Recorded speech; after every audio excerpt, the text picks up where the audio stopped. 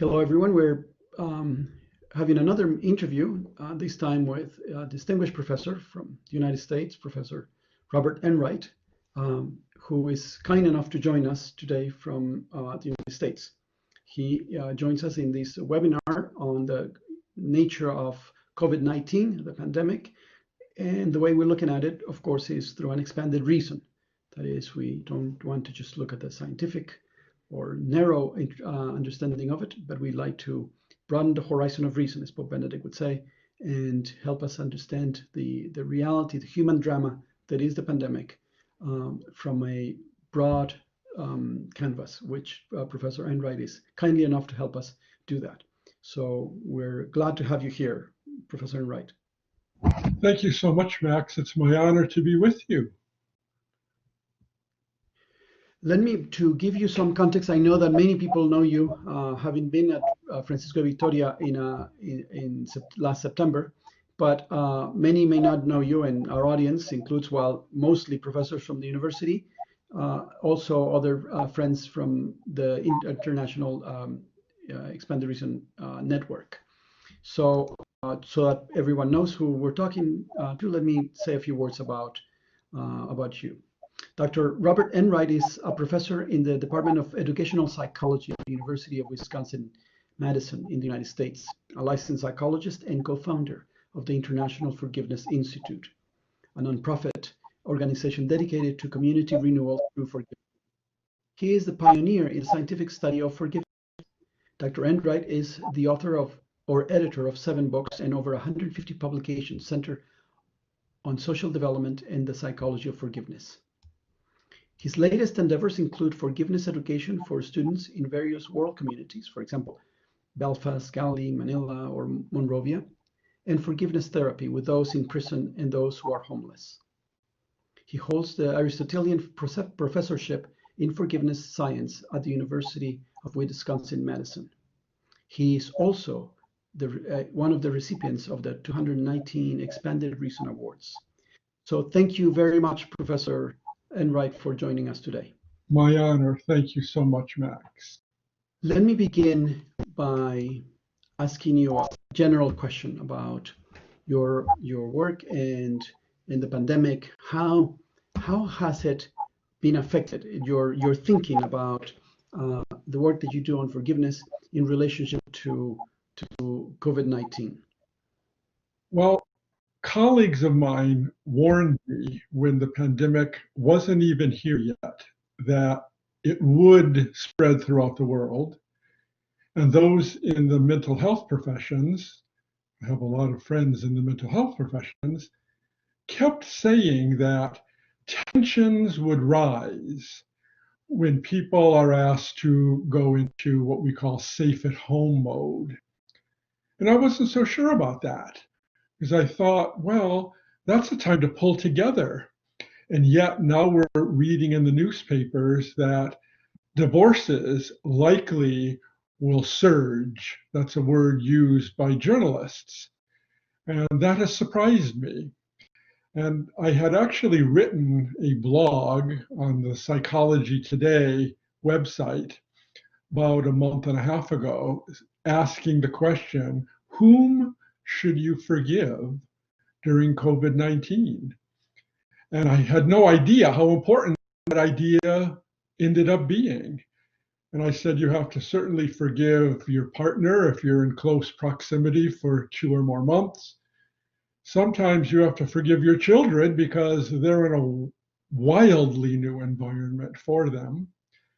And even more importantly, we might have to start reflecting on the hurts we have brought into our families from when we were growing up as children, because we tend to bring those into our families now. And I think these are greatly exaggerated because of what is really being asked of us as a community across the world, to live in isolation, which exaggerates the pains, all the more reason why we need forgiveness education and forgiveness therapy now more than ever.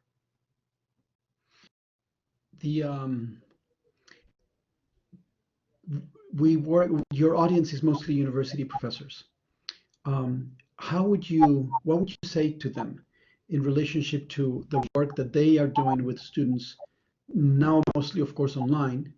And what suggestions would you have for them as they, for some of them, embark in a new experience, which is the online teaching? And I'm not asking, of course, about how to teach online. I'm asking about the question of forgiveness, your experience as a psychologist, and so on.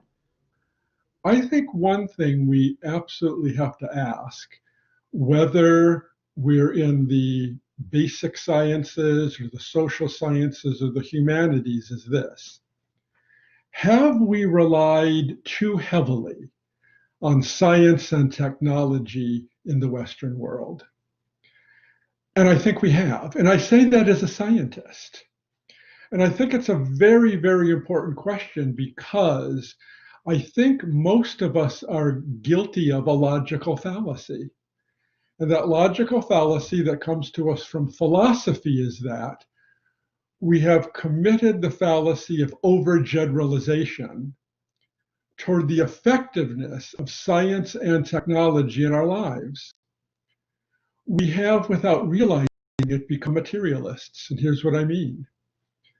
Most of us, probably, if we're honest with ourselves, would say that we thought science and technology would solve almost any problem the world comes up with, such as pandemics, because that has happened. We have had, for example, a cholera epidemic a couple of centuries ago. Well, cholera now, we know through science, can be solved through rehydration and through electrolytes. But what happens when we have a pandemic and we not just have to have a new vaccine, but we have to ask this question: how do we heal the broken heart now? And we have a lot of them, because I just mentioned the idea of the surge in divorces. You know where there's another surge? Suicides. Psychiatrists are telling us that the suicide rate is much, much higher now under the pandemic. Will science and technology have a cure for the broken heart? I don't think so. I think now what we need are transcendent philosophies that go beyond the material and ask such a question as this: who are we as human beings? And I haven't seen this question asked yet, who are we to each other? Science won't give us that answer. Philosophy and theology will give us answers to these two questions. Who are we as persons, and who are we to each other? And with this overgeneralization of science and technology, sadly, we are tripping up, if you will, with regard to this who are we to one another. And fights are breaking out. We have politically two sides: the rugged individualists who say, I won't stay home, and the others who say, you're fascists for not cooperating with us on a social level. But aren't we more than just divided political beings? Aren't we also people who owe one another respect, owe one another a view of that we have inherent worth, each of us, and start being gentle with one another across the political divide? Science and technology will not give us a full answer to that. Theology and philosophy need to come into this conversation. Can I deepen that a little bit? So there is a debate, it's mostly in the United States, well, it's very dramatic in the United States with the people who stay home and those that want to get out. But it is also present in Europe, and I see it near in my neighborhood. Outside, there are people who are protesting every night that the lockdown has been too severe. And of course, politicians are debating that as well, both in Europe and in the United States and elsewhere. I'm sure that the same thing's happening in Latin America, I'm sure. But how is one, and this is not, I'm asking you for your professional expertise. How am I to deal with the idea that my freedom seems to be robbed if I have to stay home? Do I feel betrayed? Is it legitimate for me to feel betrayed by either my government, the rules of my neighborhood, whatever it is, even my, or in homes, parents, grandparents, and so on. How are we to respond to the feelings of abandonment or betrayal that many people are feeling? And I assume that many of our colleagues who are listening today to this webinar have students and maybe relatives, or they themselves have felt some of these feelings. How are they to respond? How can we help? How can we help them? Okay, I think there are two answers to that. First of all, there's one issue that people truly have the rights usurped. And I'm not going to answer that in a political sense. Let's just presume it's true in some situations. Surely the idea of forgiving those who've hurt them is reasonable, but Aristotle taught me that you don't practice forgiveness in isolation from justice. So if rights are usurped, we have to somehow cleanse the broken heart of its resentment through forgiving those who've been unfair to us. But we also need to have the strength to fight for another day, to fight for the sense of justice. But that's only one side of it. There's another side that is much broader philosophically that I think we're totally missing on this planet right now. And it's the balance between rights and obligations. Everyone's talking about the rights, both sides. We have a right to have the community quarantined. We have the right of our individual freedom. But I've not heard the O word, the obligation word. And I think we need a philosophical overlay now to the politics and start asking this question. How do I balance my rights and my obligations? So that as I ask for a right, I also ask, what are my obligations to others as persons? Persons of inherent worth, theologically made in the image and likeness of God, if that is a person's theology. And I hear none of this conversation. Why? We're not expanding our reason. We're restricting our reason. And I think that's hurting us finding reasonable, heartfelt solutions, to be quite honest with you.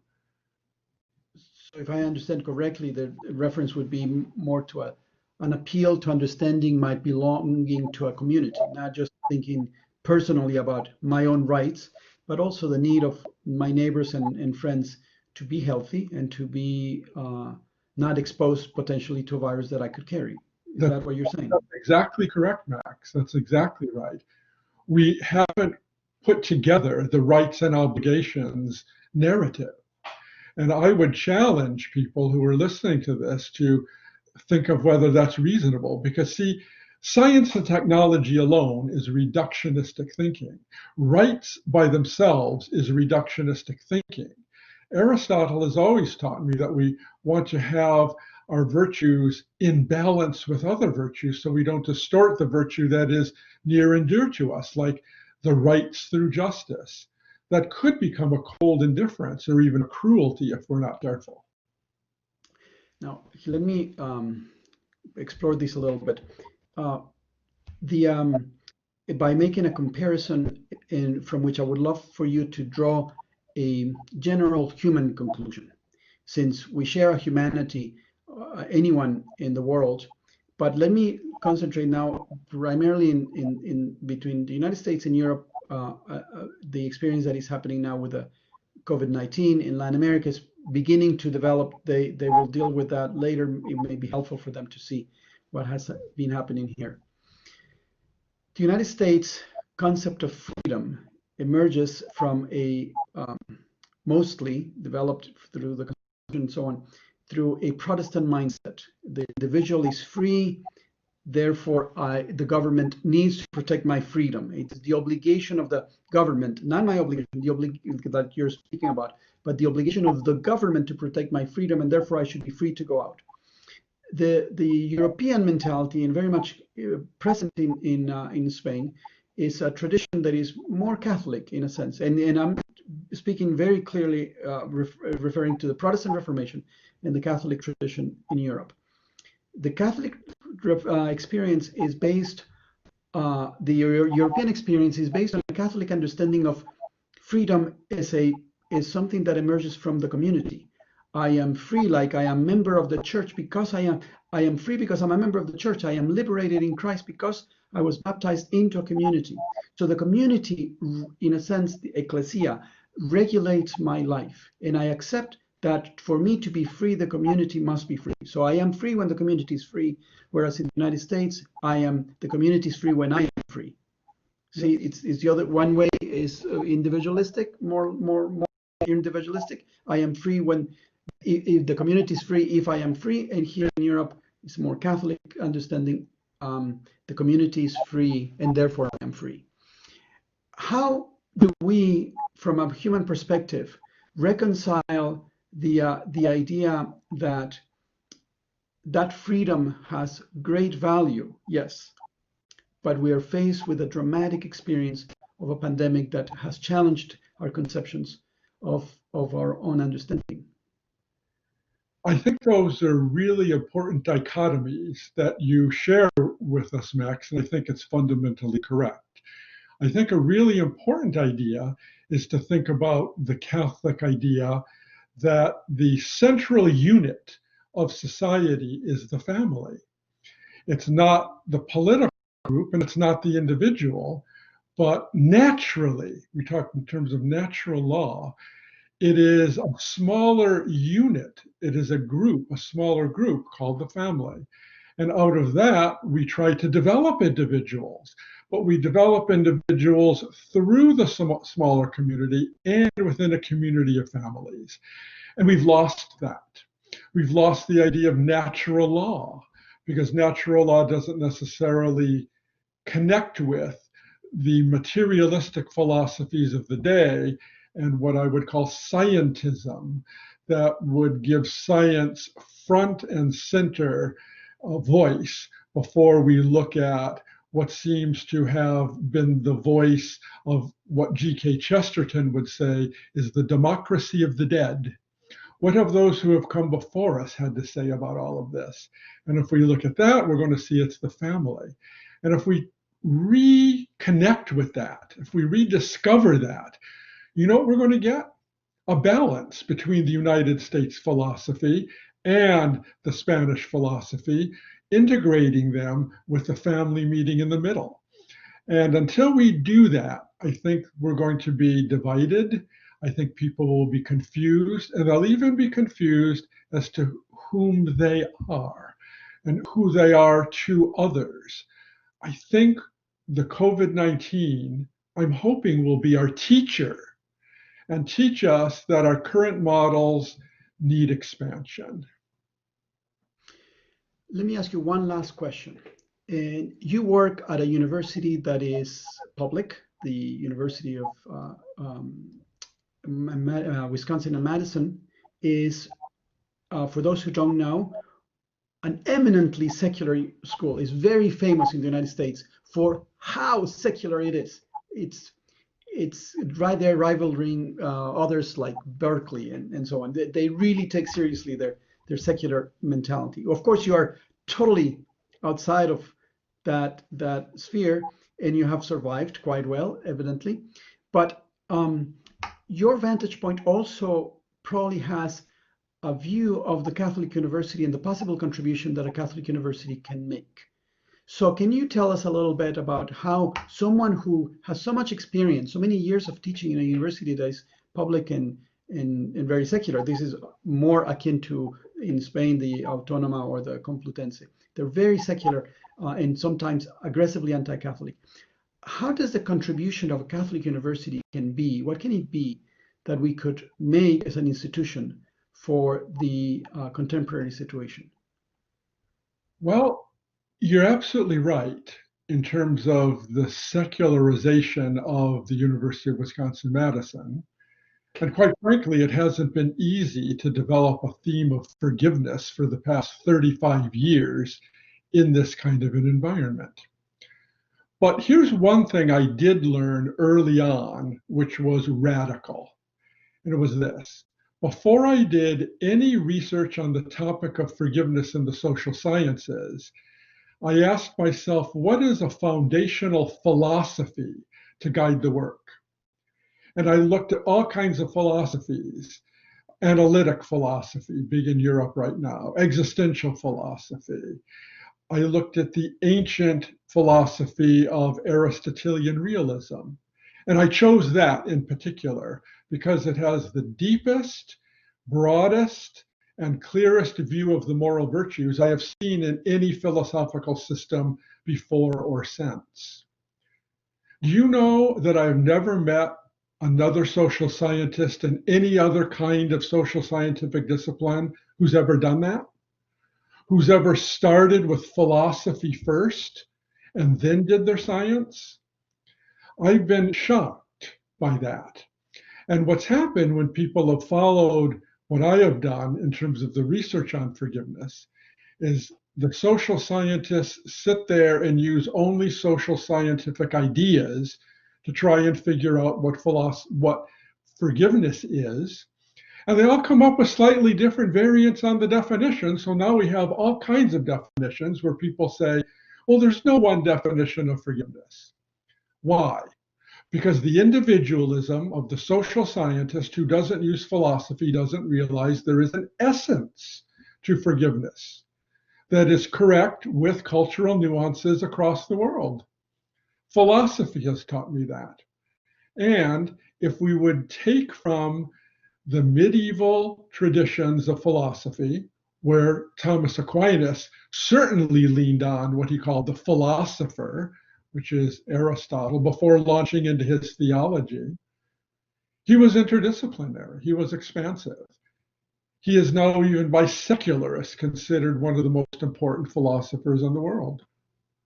I think we can learn a lesson from Catholic institutions that medievalism isn't dusty old cobwebbed, put it in the closet ideas.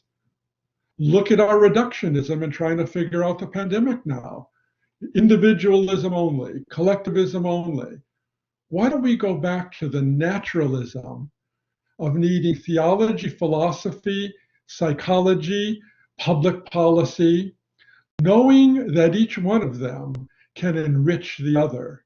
And until we do that, the fights are going to continue, the divorces will surge, the suicide's going to surge, and the mistake might be when this pandemic ends, we'll think we're back to the era that science and technology again going to simply solve all of our problems. They're not now because they're not solving the broken heart issue. We need all of these disciplines working together for a fuller view of our academic disciplines and a fuller view of, in answer to this question, who are we as human beings and who are we to each other? So in brief, we need an expanded reason view of the world. Thank you very much. This is an extraordinarily helpful responses to the questions. Thank you so very much, Dr. Enright, for participating with us today. Thank you so much for asking me, Max. You take care now.